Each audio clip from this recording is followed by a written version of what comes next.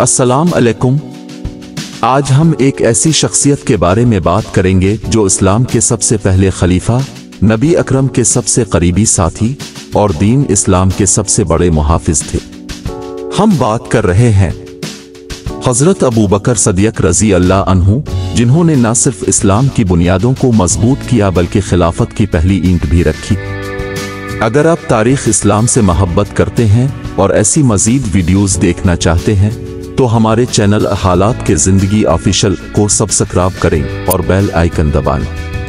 चलिए शुरू करते हैं। हज़रत अबू बकर सदीक़ रज़ी अल्लाह अन्हु का असल नाम अब्दुल्ला बिन उस्मान था और अब कुरैश कबीले की एक मुअज़्ज़ज़ शाख बन्नू तीम से ताल्लुक़ रखते थे। आपका लक़ब सदीक़ इसलिए पड़ा क्योंकि आप हमेशा सच बोलते और हक़ की गवाही देते।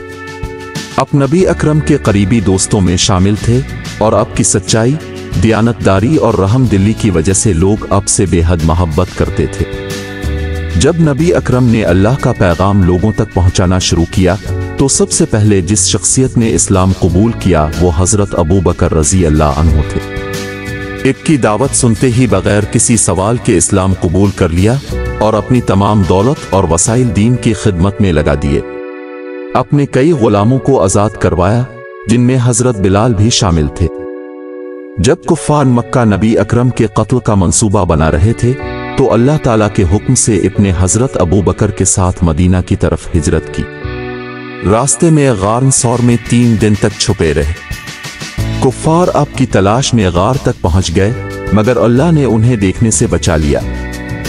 हज़रत अबू बकर इस वक्त नबी अकरम के लिए बेहद परेशान थे मगर नबी अकरम ने फरमाया, गम ना करो, बेशक अल्लाह हमारे साथ है।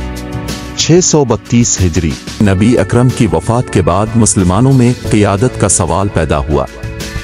तमाम सहाबा ने हज़रत अबू बकर रज़ी अल्लाह अन्हु को इस्लाम का पहला खलीफा मुंतखब किया क्योंकि अब नबी अकरम के सबसे करीबी साथी और सबसे ज़्यादा दियानतदार शख्सियत थे। आपकी खिलाफत के दौरान कई चैलेंजेस सामने आए जिनमें मुर्तद्दीन की बगावत, झूठे नबियों का फितना और ज़कात न देने वालों के खिलाफ कार्रवाई शामिल थी। हज़रत अबू बकर रज़ी अल्लाह अन्हु ने खिलाफत के दौरान कई अहम इक़दामात किए।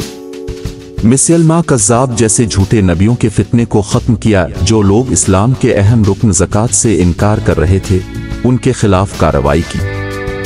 हज़रत उमर फ़ारूक के मशवरे पर कुरान मजीद को तहरीरी शक्ल में महफूज करवाया ताकि उम्मत को महफूज रहनुमाई मिले।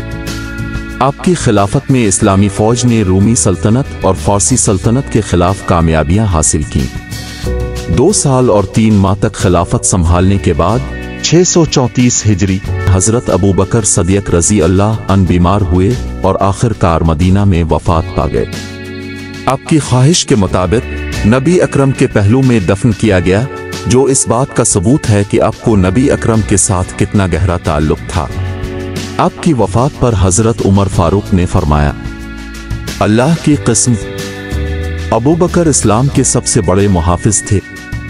उनकी वफ़ात से मुसलमानों का सबसे बड़ा नुकसान हुआ है। हज़रत अबू बकर रज़ी अल्लाह अन्हु की ज़िंदगी हमें सिखाती है कि सच्चाई, ईमानदारी और दीन के लिए कुर्बानी देने का जज्बा एक बेहतरीन मुसलमान की पहचान है। अगर आपको ये वीडियो पसंद आई तो उसे लाइक करें, कमेंट्स में अपनी राय दें और मज़ीद ऐसी वीडियोस के लिए हालात के ज़िंदगी ऑफिशियल को सब्सक्राइब करें। अल्लाह हमें हज़रत अबू बकर रज़ी अल्लाह अन्हु के नक्श कदम पर चलने की तौफीक दे। आमीन।